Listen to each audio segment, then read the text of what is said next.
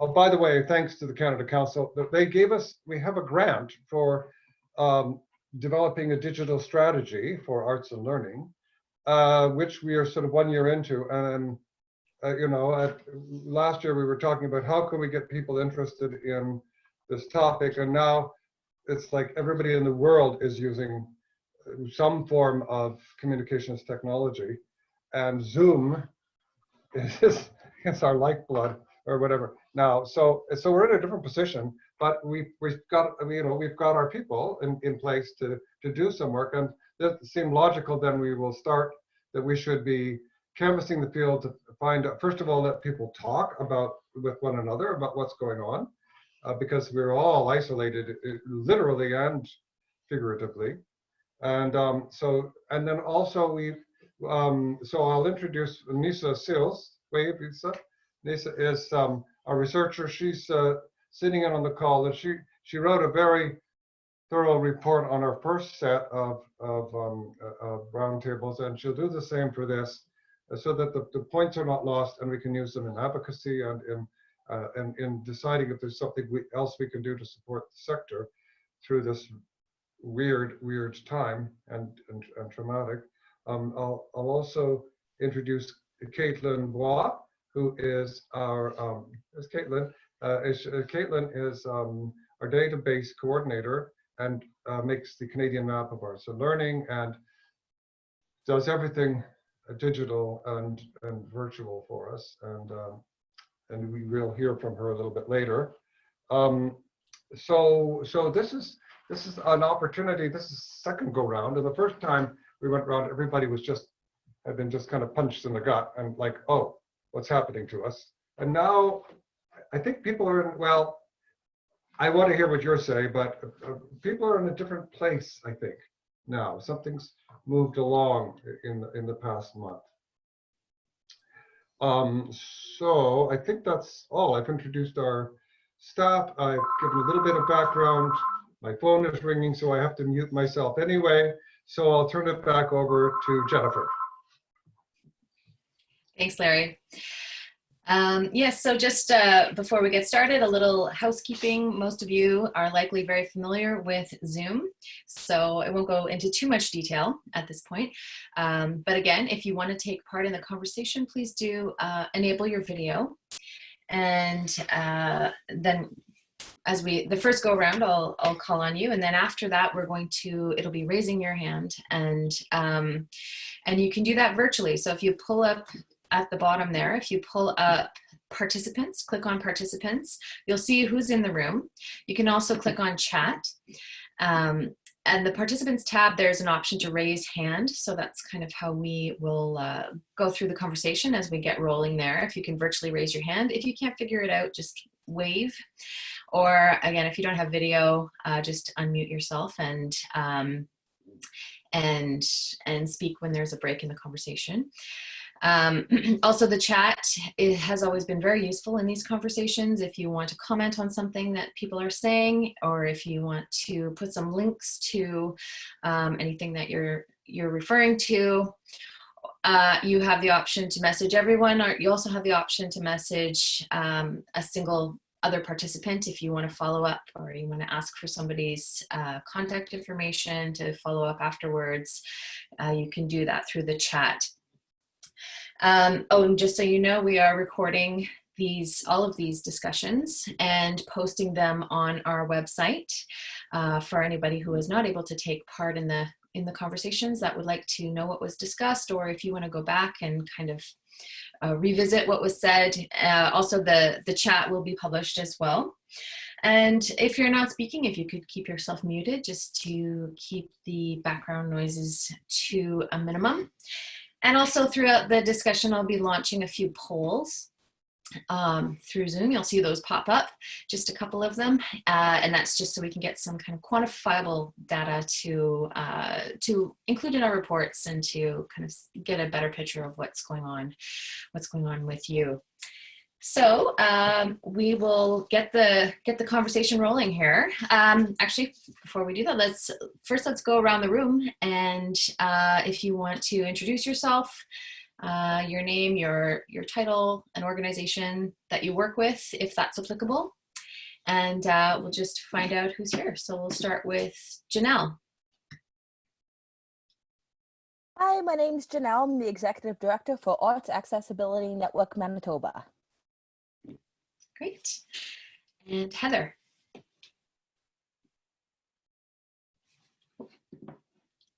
I'll unmute you. There you go.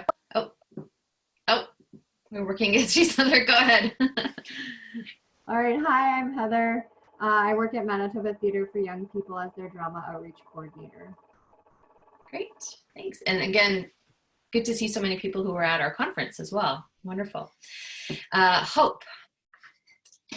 Hi, I'm Hope McIntyre, Artistic Director of Sarasvati Productions, and I also teach at the University of Winnipeg. Great. Jennifer.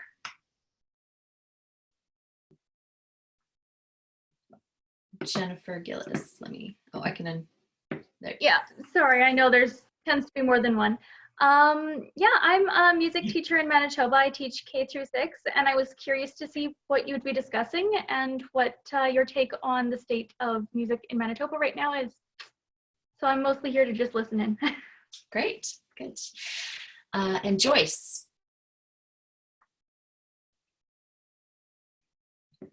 Oh, sorry, I'll unmute you here. There you go. Okay. I'm just working on writing at the moment. A lot of my time actually is spent at home, and I'm also a social worker therapist. So my work in that area continues by virtual means, mostly telephone, but often also other forms of video. So I do notice that, just we'll talk later, but there is a change in the last month, Larry. I agree. Huge. Great, yes, we'll definitely get into that. Sue. I'm from across the border, actually. I'm from Kenora, and I just feel more connected to you guys than I do to the non-GTA of Ontario. But I'll attend that one as well. I'm a secondary school music teacher here, and I'm just curious as to what's happening and if there's any little tips that I can pick up. But I will stay in the background because I know you guys are doing things a little differently than Ontario, but I'm just happy to hear what you have to say. Thanks. Great, welcome. And Brenda. Hi there, can you hear me? Yeah. Yeah, I'm walking and Zooming.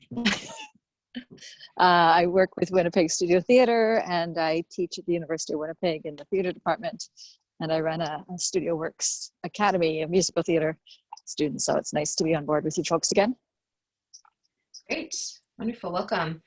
And if there's anyone else who wants to take part and doesn't have their video, go ahead and hop in. Okay, so we will start with our first question. So having experienced extended physical distancing and in the light of measures now being taken to reopen society, how have you been faring in delivery of programs thus far? Kind of what measures have you been taking, and how has it been going? Has it been going at all? So again, at this point, if you can virtually raise your hand through the participants tab, the button there, or just wave me down, let me know how it's been going. Yes, Janelle. Hi. Hello. Yeah, so we've had 2 different events that have happened since the shutdown. One of them was actually with Sarasvati. We had a roundtable online through Zoom, which went really, really well, which was wonderful. And the other thing we had was our first online exhibition, which we kind of did 3-pronged. We sent out the newsletter, we had it on our website, and then every day on a Facebook page, we would add 1 image with the artist's more detailed artist statement. And it was amazing the amount of response we got. The last I looked, I think there was 6,600 people reached and 115 comments or likes or something like that, which is way more than we usually get in foot traffic for our first Fridays. So it was really, really exciting. And just kind of speaking with other organizations about their work, a lot of us are thinking that a lot of these practices that we're starting to do during this pandemic are ones that we're going to keep because they just really help individuals access wise, whether they have a disability or not. Some people just can't get out as often to see stuff as they would like to. So we're going to keep going with the online exhibitions even after everything opens again. So it's been going really great. That's great. Thanks, Janelle. Anyone else want to share their experiences so far?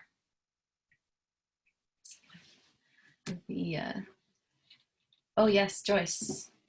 Sorry, I'll unmute you here. To what Janelle said, a couple of things. One is that last night I joined a roundtable with the Manitoba Writers Guild, and it was a series of readings with little writer teacher Margaret Sweatman at the University of Winnipeg. I studied with Margaret fairly recently, and I wondered how a series of readings would go, and there were probably 9 or 10 people, and it was really fascinating because it was very interesting. There was a lot of exchange. I thought it went quite well. One of the writers commented that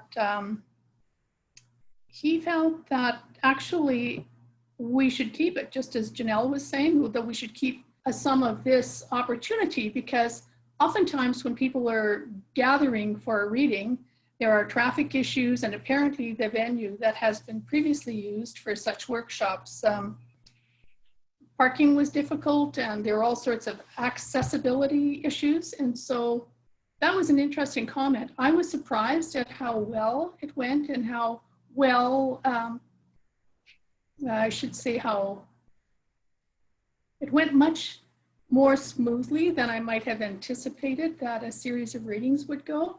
I thought it was really lovely. And one comment was everybody feels like they're in each other's living rooms because we all have wall art. And so that was interesting.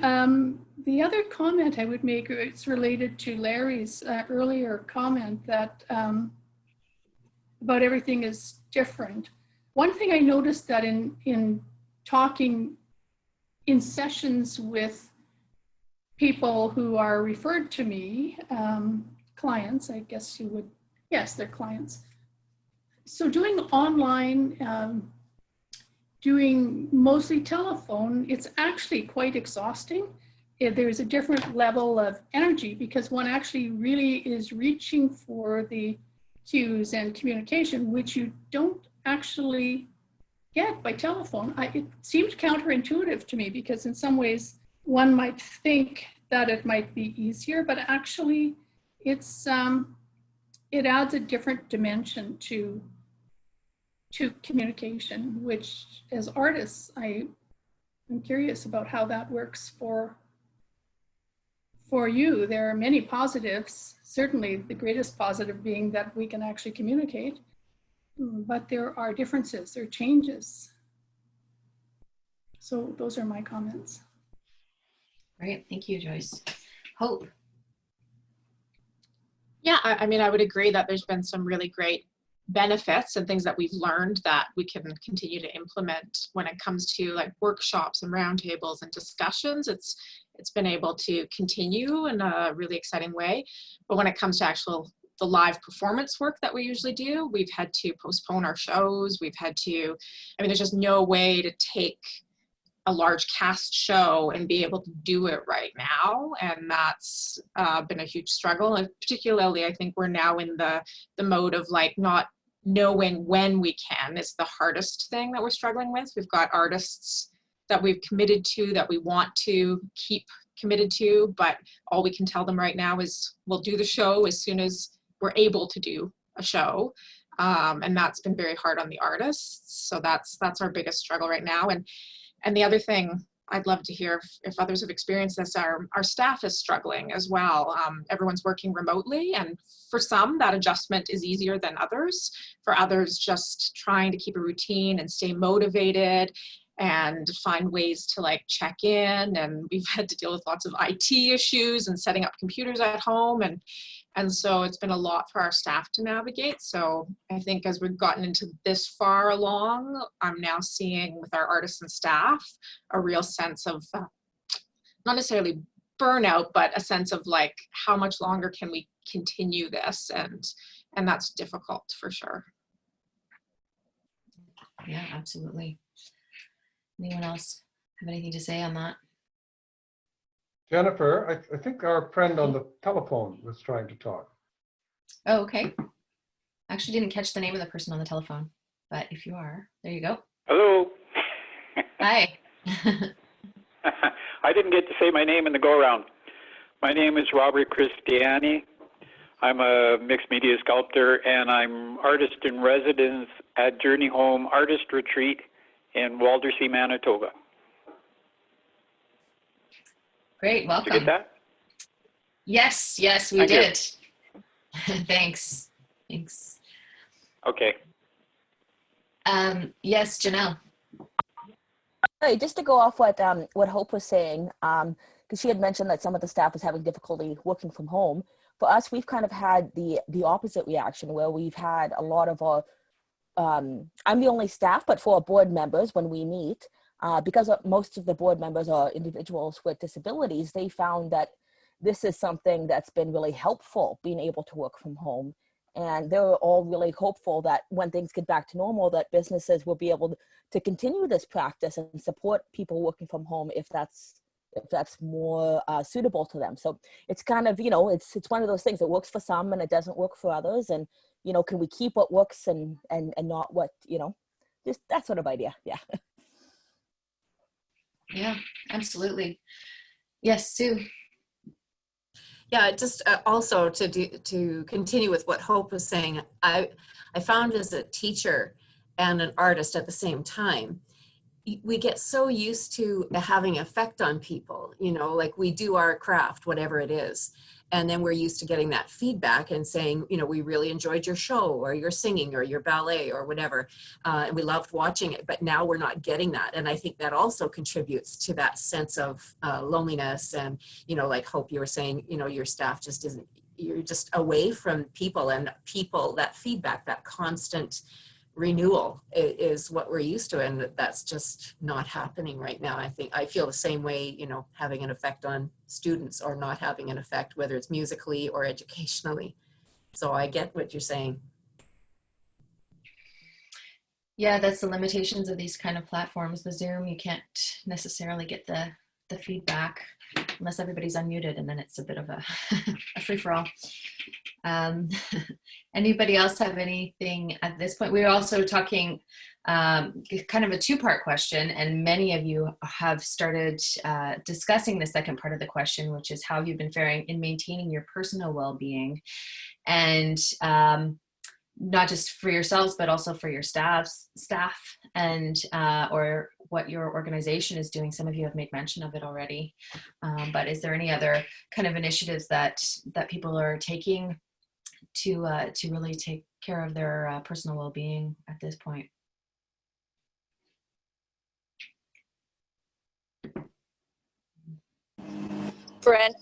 May Brenda speak? I don't have my video on. Yeah. Yeah, go ahead. Walking. Can you hear me okay? Because I'm walking outside. Okay. Yeah. Sorry, I'll be back in my house in a few seconds. In terms of the first part of the question, I just wanted to add something regarding the students that I'm still Zooming with weekly through my musical theater program initiative. I have noticed that there is, it makes it tough to do anything that's extracurricular because the kids are already spending many hours electronically through their education systems. So by the time I'm working with an extracurricular program, you can see in their eyes that they're almost done regarding staying on technology for, even an extra hour. However, in terms of things that I personally have been doing and initiating with both the students and myself is taking part in so many arts opportunities, such as karaoke weekly sessions with Meraki Theatre. These are open to the general public. Initiatives like creating social dance numbers, which is what I've been doing choreographically. working with students and mentees in different households. And, you know, on the plus side, it's something exciting to work on. On the not so plus side, it's, as Hope and others have said, the live piece is missing. And it's also really hard to initiate, especially in my particular field of music and dance. It's really hard to do anything on the platforms that exist because the music and the syncing of them in our favor. So offering classes, even the last month or so of dance classes through the University of Winnipeg were very challenging in as much as everything had to be, you know, broken down into piecemeal bits. And I ended up working one-on-one with students just because the format of having a large classroom on a screen was virtually impossible to manage. Yes, thanks, Brenda. And we've had some interesting, for instance, yesterday, musical theater group was talking about using Zoom, but using the rooms in Zoom. I don't know if anyone has tried that, breaking out into rooms, so the smaller groups can work together and the teachers can hop from room to room. So there's been a few different ways that people have been trying to manage these kind of platforms, but of course it's the internet connections and all of that kind of the speeds and whatnot that really, as you have been encountering, make it difficult. Now, Sue, and I think it was Sue was talking about, or Brenda was talking about extracurricular. Is there, has anybody been able to partner with teachers or to do any kind of school programming throughout this time? We've been hearing from other provinces that, well, it's different by province. Some of them it's just numeracy, just literacy, and they don't want anything else, their students to be working on anything else. And some artist educators are trying to do arts integration into the core curriculum, but just wondering if anybody has been working within the schools or with partnering with teachers at this point. Has anyone had any success with that? If that's even something that you do outside.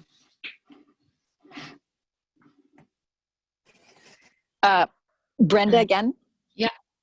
Yeah. I'm actually partnering with Michelle Chiswick in Verdun with her students in her music programs.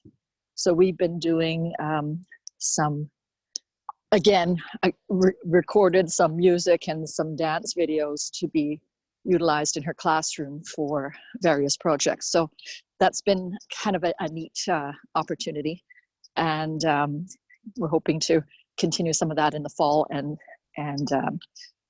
not so much that Verdun is so far away in terms of commuting, but sometimes just the immediacy of getting the materials out to a location really does make a difference when you can send them, you know, virtually, which helped her students as well to have some other opportunities besides herself in the classroom. Right.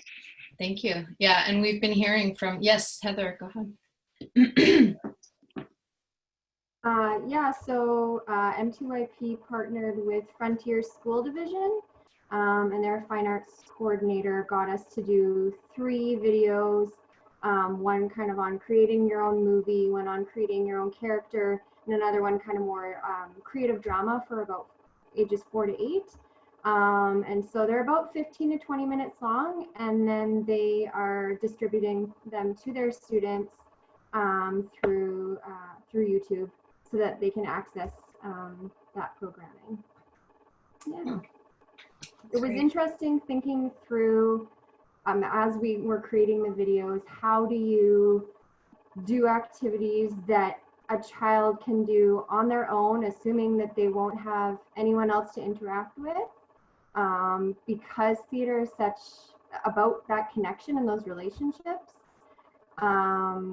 So yeah, it was definitely an exercise in thinking outside the box. Yeah. Great, thank you. And yes, Joyce, I will unmute you 1 moment here. Yeah, go ahead. So just a comment that in these uncertain times, as we keep saying, my sense is it's really, really important for children in particular, but for all of us to have opportunities to play and to express.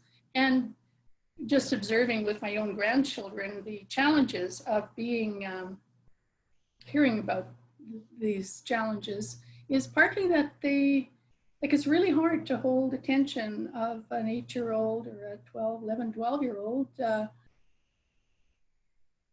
by sort of soldiering on through the curriculum. I think that that's my perspective, is that being able to express, especially during a time when there's so much uncertainty, kids are really struggling with a lot of that. And so that's really important. And also the other aspect of it is that children are very different. I mean, some people, I'm a very introverted person. So actually, although I really miss some of the activities, I kind of thrive in an environment where I have fewer distractions. So I do think that when you're teaching children online, there are differing challenges for children who are very outgoing, and some who are very introverted. And I think it's wonderful that children in isolated places in frontier school division, for example, will have the opportunity, because in a sense, when the school offers that, it gives children really permission to do activities that are going to be very healthy.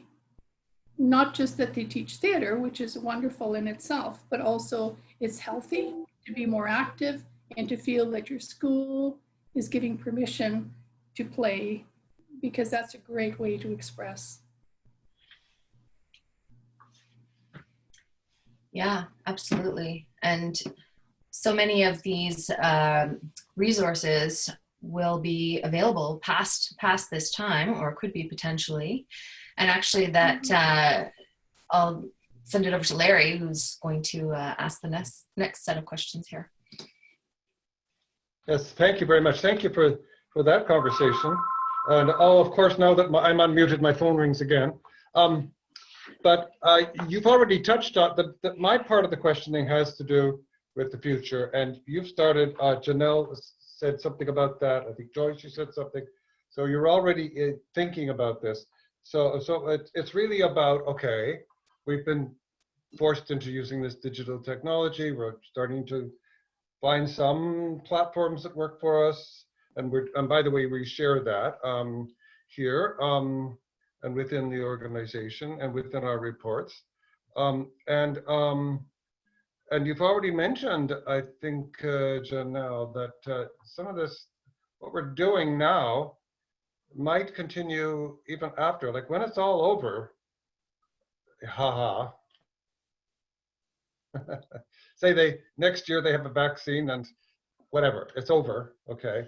I know, it's over. And well, then what will the new reality be? That's like I'm asking you to put on your crystal ball based on what you're doing right now, what you've learned, because I'm hearing people have learned things a lot in this time. We don't just sit around and whine. We actually learn things and try to make things work. So, so what do you think? Yeah, how do you think that the future will look for arts and learning, for your particular art form in learning, and for maybe learning in general? Put the crystal ball in front of you and tell me what's going to happen. Yes, Sue. I know I said I wouldn't talk at all, but I think we're going to see governments start mandating some online courses for kids, because it's working. It's not great, but I think it's working better than anyone really imagined it could. So that might be one thing that we're going to start seeing. And secondly, I think we're going to see an improvement in technology to help make this like sound and these sorts of things better. I think we're going to see it start to really tighten up. We've already started seeing, more and more apps, at least like I use an a cappella app to get that group singing experience.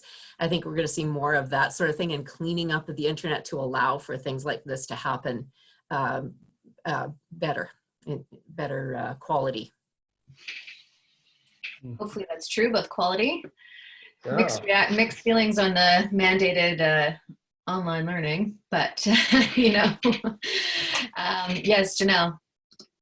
Yeah, just to expand about what I was talking about earlier about the accessibility part of things. I'm part of a group called MORC, which is Manitoba Artist Run Centers Coalition.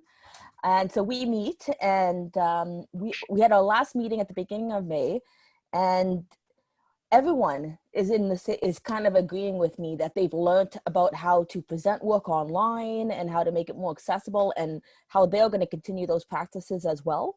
So I'm hoping, at least, fingers crossed, that we're going to see more of that. Because as you know, someone mentioned about the parking at places and that sort of thing, it's not just people with disabilities that are impacted or will benefit from this accessibility, but really everyone is. And another thing that I'm hoping will change is that people will see how viable it is to work from home, and to let those who do need to work from home to do so. I've already spoken with my board of directors personally about spending some time out at Lac du Bonnet, where my parents live, even when things get back to normal, because my dad in particular is very ill. So it's a way for me to spend time with them, and they've already agreed that, you know, I'm working fine from out here. So if I want to spend, you know, a week out of the month out here working, that would be okay. And yeah, I'm just hoping changes like that will become more of the norm. Mm-hmm. Yeah, thank you. Anyone else about the future? Yes, Joyce, one moment. Mute you. Comment, thinking both about what Janelle is saying and Heather. I grew up in a really small community, and the schools were bad, really not good. And so when I think about the possibilities, now I think that there's been tremendous upgrades to education since then. However, when you're in a small rural community, I recall the old CBC half an hour a week. Her name was Helen Gordon or something, and she was a pianist and music teacher. And you know what? I used to just look forward to that every week. It was really important. So I guess what I wonder about now, because there are limited opportunities for many schools in rural and northern communities, and I've been to some of them in the Artist in the Schools program a few years ago, and I just think that there may be lots of really great learnings that might promote more of those connections. I mean, for people who are in the city, the online courses, one can look forward to them being over and to being able to return to something different. But there are these other options, which it'll be interesting to see how that kind of evolves. And anyway, just on personal well-being, I think it's great to have pets, dogs. I really enjoyed seeing Janelle's dog. Yeah. Yeah, that's great. Yes, this is my coworker. His name's Bo. Yeah, It's very nice. You were talking about you know, being in everybody's home. Actually, I think it's very humanizing to be in everybody's home. Heather's dog. Like normally we'd meet in a nice glassy building, you know, professionally. We'd all be, you know, on whatever. But you're all well groomed. But I mean, you know, it's formal, more formal. What I meant. And this is you're relating to people in a much more direct and intimate way, I think. I mean, I've done a lot of this, and I really like seeing the picture of the mother and child behind Joyce and so on. Like, it's humanizing and in a way that I think brings people together, as a matter of fact. That's just a comment, and it's not part of our questioning. Just that I like seeing people in their homes and in their own environments. So Yes. We're still looking for your ideas about the new normal. Let me just poke it a little bit more. When we get back to having actual students or adult learners or whatever in our rooms and spaces or whatever, will the on-site learning, is that going to change because of this experience? So yes, we're going to do more. I'm hearing that we're going to do more online learning, but is the in-person part in some way going to change as a result of having gone through this? Yeah. Hope. Yeah, I mean, I guess I would say just in terms of thinking of the future and to Larry's point as well about how that might change is I think I'm hoping that what we have now is more options, more choices. And if anything, what I'm observing in my students and my staff is that everyone has a different way of learning and processing information, and some are thriving now with this setup and others are not, and it's affected their mental health. So I think now it's about how do we move forward in a hybrid fashion regardless of the crisis, so that we're offering options to different learning styles, and how can we do in the room what's going to help those in the room, but offer supports in a way that those who need to go away and be able to watch that lecture again or look at the information visually again they'll have those options. That's my optimistic kind of like, perhaps we'll come out of this with a hybrid that will give choices to people. Great, yeah. Anyone else? Yes, Brenda. Or were you raising your hand? Okay.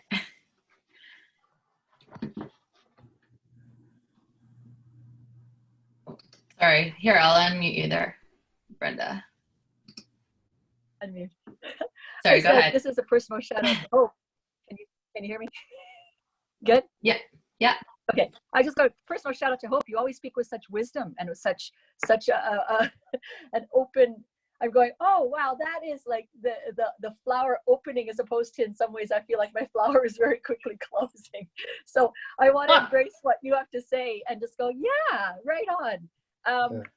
It really does depend, I think, on the again, my teaching, whether it's artisan schools or any number of things I've done over the years, has always been a hands-on technique.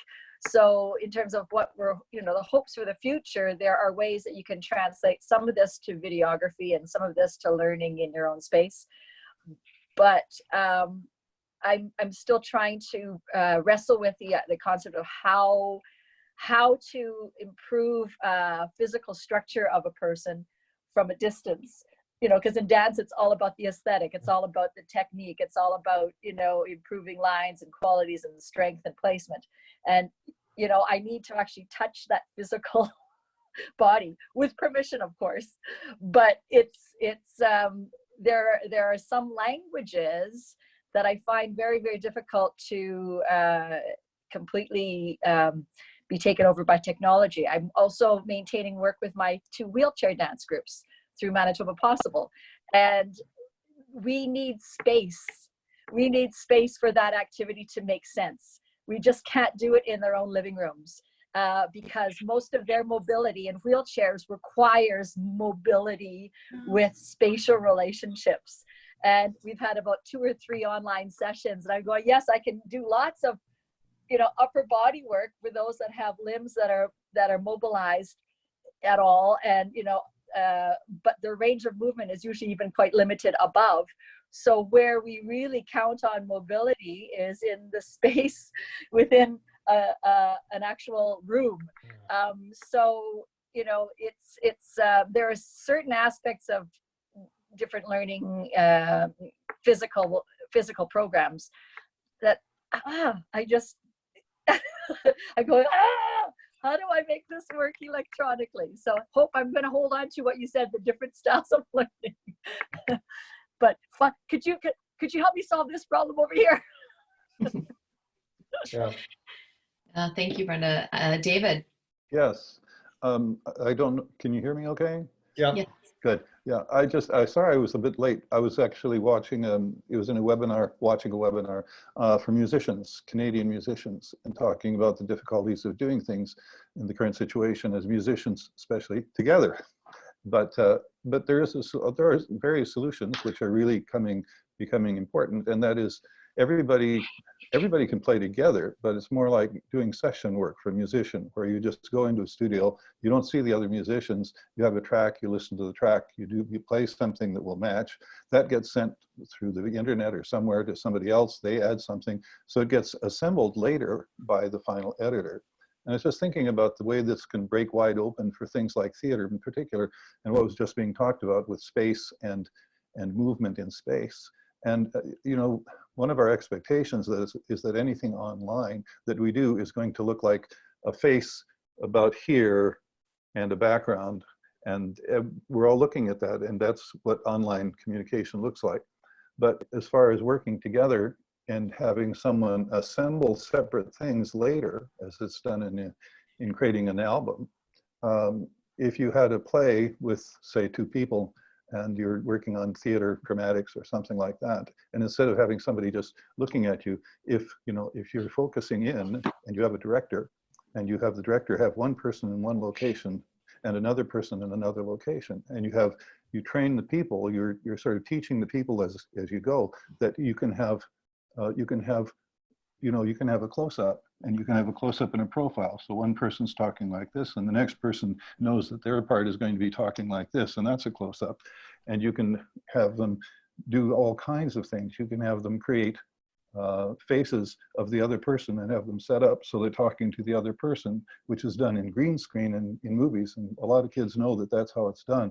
People are fighting with monsters, and they're taking shots of people fighting with monsters, and there's a green screen, and there might be a fake monster for them to look at, focus on, but somebody connects it all together. And I swear that somewhere, someone is going to put this all together and have a group designed to build theater that combines someone who creates a storyboard to know where they want to have people in the scenes, and they're all done in different locations, but they know that this actor does this facing to the left at this distance from the screen, from the monitor, where video is being done at their own home, and then they have all of this set up, and you have somebody who can just do some nice, simple video editing at the end and have the play sort of come to life only when that person has put those pieces together.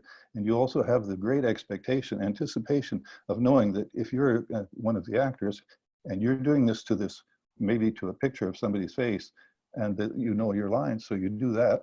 And then when you see it, the expectation is that theater piece is going to explode into life when you see it. And it's great. It can be really a great anticipation for seeing what it looks like when it's put together, and you see yourself acting with somebody else, and it will feel like real time. And it's kind of exciting to just sort of kind of watch out for what you're thinking is how it has to be, and it turns into an expectation that you're blocked by. So I hope that makes some sense. Thanks. Great, thank you.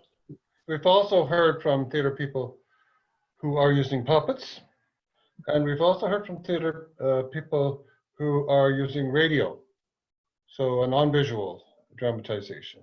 Mm-hmm. If any of you are using platforms, I guess other than Zoom, but I think that we'd like to hear from you about the platforms, any interesting platforms you're using. We've got some that we found, and but maybe this is, can I just take a moment? This might be a good moment to bring Caitlin in. Caitlin is the one who kind of is putting some of this together. Caitlin, are you there? Yep. Yeah. So what you've got for us already, and what they can do. Yeah, so over the course of the first round of webinars that we did, people shared some of the digital online platforms and apps that they had been using to collaborate with other people remotely. And so I compiled a bunch of those into a document on our website, which I'll share with you in the chat box in a second. The document also has a lot of other pandemic related resources, be it funding or funding and other kind of support groups that are happening right now. And if there's any other platforms that you guys have to share, please let me know, and I will also add them to the document. Thank you. Okay, Thank you. Yes. we're trying to compile resources. We're trying to sort of help people to get linked together, and we're trying to, I guess, produce a vision of what we might be expecting to be doing in the future. We're trying. Oh, there's my phone again. I seem to be a popular guy here, but I'm not answering it. Anyway, any ideas about platforms you've used or that you think or that you've heard about? Because Zoom doesn't do everything for everybody. Right. Yes, Brenda. Yeah. Okay. Sorry, this was actually a hand up from as a comment response to David's commentary. So I don't know if you want me to continue or not. It doesn't Sure. look like. Yeah. Yeah. Okay. David, some of those methods that you've already highlighted have actually already, I'm sure a few of us in the theater community have already utilized. And the difficulty with creating a piece of theater in your isolated space again is the fact that, you know, acting isn't just dependent on speaking in a particular direction to a particular actor. It's actually dependent on the response to the actor that you're communicating with. So that's, you know, that's the difficulty. Even though you can do sometimes two-hander Zoom scenes or whatever, there is always that connection that's lost. And then there's also the question that pops up: how does then that theater piece maintain its integrity and not become a film? And certainly the storyboarding piece is exactly what one has to do. That's what I'm currently doing with the production that I'm having to go from a live theater piece to, you know, online Zoom. So I'm storyboarding it scene by scene with all of those methodologies you've outlined. But it just turns it into it's a hybrid of what it was, right? So it doesn't necessarily fill the gap of what live theater does. Give you, you know, it's a temporary fix, I suppose, but again, it's that emotional connection between actors on stage is what the audience relates to when they see that in its final stages. And yeah, the use of green screen, of course, is used in film land all over the place, and it's been used locally, you know, in theater productions. As recently as the last couple of weeks, there have been theater productions produced by Stratford and Shaw and by our local TPM, and so it still begs the question, as much as we want to embrace that methodology, there's still an immediacy that's lost when you're, you know, when you're creating pieces in your isolation. You need actors in the same room for you to get the same emotional content and response that you're looking for to display out to your general public. Oh yeah, I'm not disputing that. I think that first of all, it's another thing.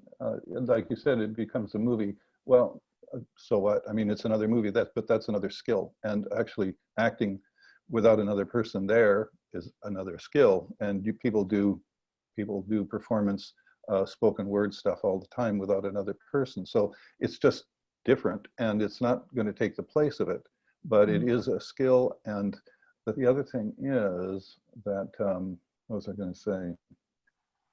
Oh, because you still have and this is without any new technology, of course. This is just what we got. But you still have sort of the fact that you can use Zoom to have people reading or doing their lines separately or in different places. But that can be done live for them, and they can hear the other person, and they might be able to you know, they can work with the other person's emotion and the role that they're playing in some other location. They just don't see them together until there's a final assembly. Well, and the other thing I was going to mention is that, you know, you might think, oh, well, you know, I'm here in this part of the province and I don't have somebody who can do storyboarding. But this is the kind of the thing, it's sort of a separate skill. You could have a storyboarding specialist that's part of the regional staff who can work with all the different schools and do assembly of all those things from different schools. So you could make it more of a communal a communal thing over great distances, and have everybody involved. And that house also has some advantages, I can imagine. This is really off the top of my head. I'm just thinking about it now since I sat down. But the idea that if you are an actor and you know that your parts are going to be assembled by somebody who's more of an expert and a sort of a specialist in this thing, and then it sort of raises the feeling of real involvement in theater, and it's not just, you know, sort of something you're doing in your school. It's all different, but there are certain advantages, I think, to all of these possibilities. And the fact that you've already started this means that you're way ahead of the game in doing the kinds of activities. So these are different skills, and it's a different thing, but it can be a good thing, and it could be a complement to what has gone on in the past. That's all. Yeah, I guess. Yeah.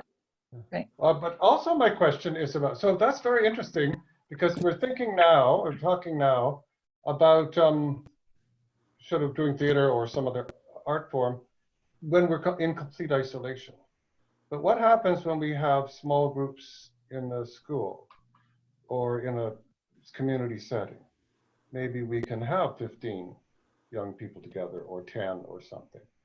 Or maybe we go back to our, you know, we're safe again. That lovely vaccine that got developed, you know, and they've vaccinated us all. We all go back to normal, but I'm interested in what the normal is going to look like, because I think you've all said as well, it's not going to be quite the same.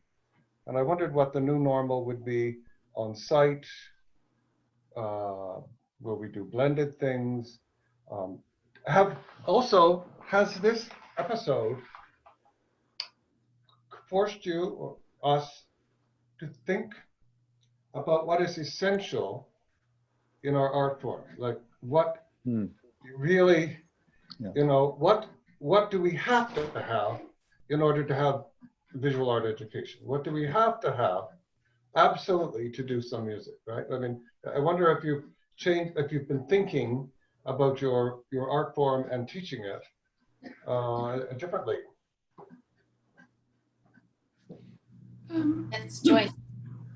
I just have a burning comment to make here. I'm not a teacher. I have worked as a clinical consultant, social worker in the school division for quite a long time, close to 15 years. But I actually, first I'd like to respond to David. David, I really appreciated your reading last night, the story of Mr. Electric. And I'm going to follow up on that. It was just delightful. And I mean, I just imagine what that would be like if a lot of kids could hear that through video. And secondly, I have a very strong bias. So it's not a bias, it's a very strong commitment to the fact that children in rural schools really, really need to have opportunities for expression. And from a social work critique sort of a perspective, one of the things that's happened over the generations is that many children grew up in schools where their own parents, my own parents actually believed education is going to be the root to, it's the key to freedom, right? It's the key to a different way of life. And in that community, many people, including myself, we place this emphasis on education. So you're just driven to get an education, and very important. But in schools and in communities where there has been intergenerational trauma, a part of what happens is that children and parents become disconnected because they don't actually feel able to participate in their schools, children's education, because they don't actually have as much education as many of the teachers. But where I grew up, for example, if the parents questioned what the teacher was doing, and some of it was very bad, the teacher would really, they'd really, I'm trying to think of a kind word to say, rude. They were totally outrageously entitled about what they felt education was and how that would benefit their children. And they were pretty bossy about it. But in fact, many communities have many strengths. There are lively oral traditions, which many of you who have worked in art in schools we'll see that. And if there are ways to both affirm the aspects of education which are important, but also really reach parents and encourage them to be engaged and involved, encourage them to tell stories to their children, because there are great stories and creation stories which are really, really important, and they're very lively, like oral literary traditions. Because they were oral, they had incredible, lively images and engaging stories. And they had to be in order for people to remember them. People don't remember stories from generation to generation if they're not really engaging, lively stories.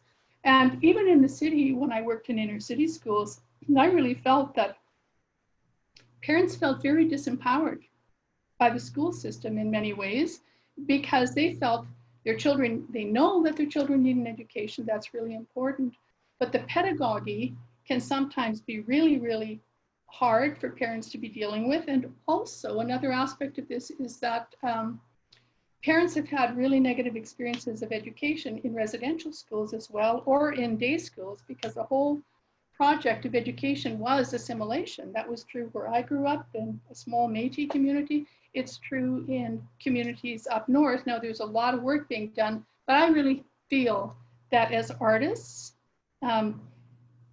you have opportunities. We all have opportunities to bypass some of those structures that have impeded parents from feeling more able to connect. Like if parents, and there's lots of research on this, if children learn their first language from their parents, it's much easier for them to be able to access English and other languages. But art is a wonderful, engaging way to connect with children, and to, if it's possible, in this in-between time, to really begin to do work which encourages that connection between community and artists, so that the children can actually begin to be more connected. I mean, I'm just throwing this out, but I do feel that there's a really important issue at the root, at the heart of what you do, and what is possible, which may be possible to begin to reflect on in this in-between time. It is a difficult time. It's liminal, right? It's yes. And so it could be fertile in that way. Mm-hmm. That's great. Great, thank you, Joyce. Anyone else have anything to add to that, or a response, or any more kind of thoughts about what in-person instruction will look like in the future, or arts experiences in general? Or how your thinking has changed. Joyce, sorry, Joyce. Sorry, I just was going to add one small thing. Although it's not the same, as Brenda was mentioning, as real theater, many people aren't going to have the opportunity to get to real theater. This is a stepping stone so that people can get a little bit of a taste of it. And then it's like Mr. Electric, right? Yes. Yeah. As you were mentioning yesterday, David, in that very engaging story. Sorry, that was just one small addition. It isn't the real thing, but it's as real as they can get in that situation. Yeah, well, it's funny, I was just thinking about the ideas of people who have limited motion, but they have limited motion if you're looking at them, this sort of little picture in a space. But if you sort of think about it from the point of view of, say, a cameraman or a photographer, and you're thinking that, oh, this is part of a dance, this is part of a dance, and these things are moving this way, and it becomes a huge movement just because we've got control over a distance from a camera. It's simple as that. So it's interesting if you added music to that and had a performance of hands moving. I'm just looking at the screen. I just started spinning out on it, I guess. But there's possibilities that we don't have when we're just human beings standing on a stage. Yeah, very true. Yes, well, I think, Larry, did you have anything else to add at this point? Or? I just wanted to say thank you very much, everybody. And it has been a pleasure talking to you. It's good to be back in Manitoba, figuratively or Virtually. virtually, I guess. Virtually, if not in reality. And it was really good to hear from you. Thank you very much. Your ideas will not be forgotten. They will all be included in what comes out of this. And we will look forward to talking to you again, because I'm sure we'll do this again. We're basically, we think we found a way that we can help the sector to just to talk and connect and share ideas. And so I think we'll stick with it for a while. So thank you all very much. Yes, thanks everyone. Have a good Thank rest you. of your day. Bye. Bye-bye. Bye. Have a good day.